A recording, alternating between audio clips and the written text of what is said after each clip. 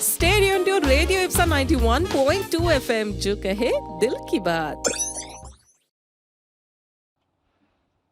Hello listeners, आपका स्वागत है वापस से हमारे शो में जिसका नाम है नॉलेज विलेज और आप सुन रहे हैं मुझे यानी कि आज एक चाहत को हमारे आज की गेस्ट मिस्टर शुभम खंडेलवाल के साथ ओनली ऑन रेडियो सा 91.2 एफएम जो कही दिल की बात। एंड यस सर, ब्रेक से पहले हमारी बातचीत चल रही थी फ्रेंचाइजी के ऊपर, फ्रेंचाइजर्स के ऊपर और इसी के साथ ब्रांडिंग के बारे में भी काफी कुछ इंटरेस्टिंग चीजें जानी।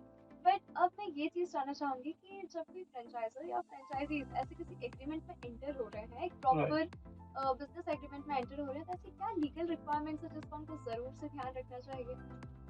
देखिए, दो लोग जब भी बिजनेस में आते हैं तो एक एग्रीमेंट होना ज़रूरी है। That's so true. अब एग्रीमेंट्स में जो इम्पोर्टेंट चीज़ें हैं जिसको हम लोग प्रिंसिपल टर्म्स एंड कंडीशंस बोलते हैं, हाँ हाँ वो आपको रीड करना बहुत इम्पोर्टेंट है। हाँ कि जैसे कि ऑपरेशंस कौन हैंडल करेगा, both in between franchisee and franchisers, marketing में किसका कितना इन्वॉल्व हो रहेगा, ओके अगर रीजनल मार्केटिंग है तो कौन करेगा, लोकल मार्केटिंग है तो कौन करेगा, इंटरनेशनल लेवल का ब्रांड, तो उनका क्या डूज हैं, आपके उनके डूज डोंट्स क्या हैं, आपके डूज डोंट्स क्या हैं। ये सब चीज़ें लीगल ड्राफ्टिंग में बहुत इंपॉर्टेंट होती हैं और ये पहले ही सॉर्ट डाउन हो जाता है। राइट अब कई बार ऐसा होता है कि हम लोग लीगल ड्राफ्ट, क्योंकि वो बहुत बड़ा लंबा होता है, 15 20 25 30 पेजों का होता है, तो हम लोग नहीं पढ़ते ढंग से। But always hire a legal adviser okay for reading that draft, क्योंकि डिस्प्यूट जब भी होंगे तब आपने क्या सुना और उसने क्या कहा वो बात कभी नहीं होगी। उठा के सबसे पहले लीगल पेपर से देखें दैट्स राइट। और हमेशा उसको रजिस्टर्ड कराएं। हमारे इंडिया में फ्रेंचाइजी एग्रीमेंट जो रजिस्टर्ड होता है वो स्टाम्प पेपर होता है। ओके कई लोग वो स्टाम्प ड्यूटी बचाने के लिए वो रजिस्टर्ड नहीं कराते, ओहो जो कि बाद में बहुत गलत है। और हाँ आपको कहीं ना कहीं फिर जब भी डिस्प्यूट होगा तो वो जब आप उसको ले कोर्ट में जाएंगे हाँ तो विद द पेनल्टी आपको पे करना ही पड़ेगा। ट्रू। एंड पेनल्टी तो चलिए बात की ठीक है, पहले तो एक्सेप्ट ही नहीं करेगा कि आपका बिजनेस एग्जिस्ट भी करता है इसमें। हाँ डेफिनेटली, क्योंकि अगर आपके पास में एग्रीमेंट्स नहीं है, हाँ आपके टर्म्स एंड कंडीशंस क्लियर नहीं है, हाँ तो कहीं ना कहीं वो एडमिसिबल तो नहीं होगा। बिल्कुल तो आप सबसे पहले एग्रीमेंट जरूर लें, हाँ सबसे इम्पोर्टेंट तो वो है, उसको ध्यान से पढ़ें हम्म, हम्म, और उसमें क्या प्रिंसिपल टर्म्स एंड कंडीशंस है, legal liabilities even in food business, हाँ क्योंकि फसाई बहुत इंपॉर्टेंट रोल प्ले करता है जो फूड बिल्कुल एडमिनिस्ट्रेशन होता है। हाँ तो कई बिजनेस में जहाँ पे ऑपरेशंस जो हैं वो ब्रांड हैंडल करता है, हाँ हाँ तो वो लीगल लाइबिलिटी ब्रांड की होती है। That's right. और अगर कहाँ जहाँ पे वो फूड जो प्रोडक्शन है या जो किचन है वो फ्रेंचाइजी के अंडर में होता है, तो वो लाइबिलिटी फ्रेंचाइजी की हो जाती है, ओके क्योंकि जो फूड डेवलप कर रहा है उसी की वो लाइबिलिटी है। हाँ ट्रू। तो ये सब चीज़ें ड्राफ्ट में प्रॉपर हैं नहीं है, otherwise you have to face the consequences. That's so right. GST important role है। जीएसटी में मैंने देखा है कि कई बार नहीं ब्रांड्स का क्लियर है, नहीं वो लोग नहीं पढ़ते हैं, बाद में उनको पता चलता है कि यार वो जीएसटी की लाइबिलिटी तो हमारी थी, ऐसा भी हो जाता है। तो आपको ये सब चीज़ें पढ़ना बहुत जरूरी है। That's so true. ये बात तो बिल्कुल सही तो बताई टैक्सेशन आपने। क्या है उसके अंदर में, वो सब चीज़ें पढ़े।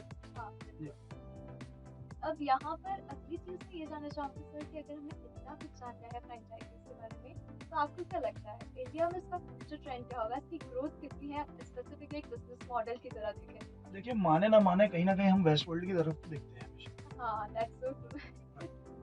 और slowly we are moving from unorganised market towards the organised market. हाँ अब वो कोई सा भी आप बिजनेस ले लो, आज आप अपना मैक्सिमम परचेज सुपरमार्केट से करते हो, हाँ हाँ सुपरमार्केट एग्जिस्टेंस में है। हाँ हाँ आप एफएनबी उस जगह जाते हो जहाँ पे आपको मल्टीपल आउटलेट्स मिलते हैं, चेन आउटलेट है, दैट्स मैक्सिमम आप वहाँ पे जाते हो। And अगर कोई लोकल बिजनेस है बहुत पॉपुलर तो बात अलग है, बात है। बट यूजुअली आप वहीं जाना पसंद करते हो। हाँ कपड़े भी आप वैसे ही ब्रांड से खरीदते हो जिसका मल्टीपल एग्जिस्टेंस है।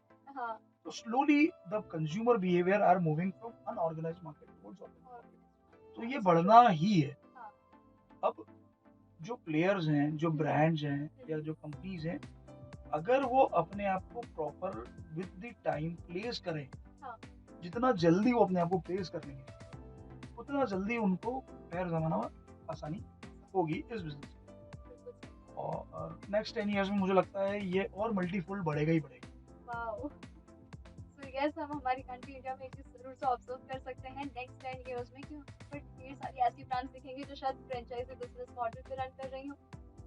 Definitely definitely. और मैं तो यही चाहूँगा, बिकॉज़ हम लोग इंदौर में बैठे हैं, इंदौर भी कुछ ऐसे ब्रांड्स दे दुनिया को, हाँ, बिल्कुल। जिसको देख के आपको प्राउड फ़ील हो हाँ, कि कल को आप अगर कहीं आउट ऑफ इंडिया जा रहे हैं और वहाँ पे हाँ। आपको इंदौर बेस्ड ब्रांड मिल गया, तो आपको बड़ा मज़ा आएगा कि यार ये ब्रांड हमारी सिटी से है। अब आप खुद सोचिए अगर हमारे इंदौर का अचार वर्ल्ड वाइड बिक रहा, वहाँ पे सेल हो रहा, so what will be our experience? हम वहाँ पे जाके क्या बोलेंगे? अरे, अरे! ये तो हमारे इंदौर का अचार है, वहीं का टेस्ट है। या डेफ़िनिटली मतलब एक प्राउड फ़ील तो होता है आपको बिल्कुल। कि भाई ये ब्रांड बेस्ड है और मुझे लगता है हमको एक कहीं न कहीं ब्रांड्स को प्रिपेयर भी करना चाहिए कि दैट्स वो राइट, बाहर निकलें दैट्स सो और मैं बोलता हूँ कि ऐसे ब्रांड्स निकलें जो इंदौर में ऑलरेडी जिनका नाम बहुत अच्छा है दैट्स सो राइट। और कहीं न कहीं उनको साल हो चुके हैं 15, 20, 25, 50 साल या कई जगह जनरेशन्स हो गई हैं उनको वो हाँ, बिज़नेस करते हुए, हाँ, बट वो स्टेप आउट नहीं कर पा रहे स्टेप हैं। ये आउट बड़ी नहीं कर पाए। तो उनको स्टेप आउट करना चाहिए। बिल्कुल, ये बात तो आपने बिल्कुल सही बताई। अब यहाँ पर हमने एक इतनी ढेर सारी चीज़ें जान ली आपसे, बट एक लास्ट सजेशन आपकी तरफ से क्या होगा जो हमारे लिसनर्स के लिए बहुत हेल्पफुल हो सकता है?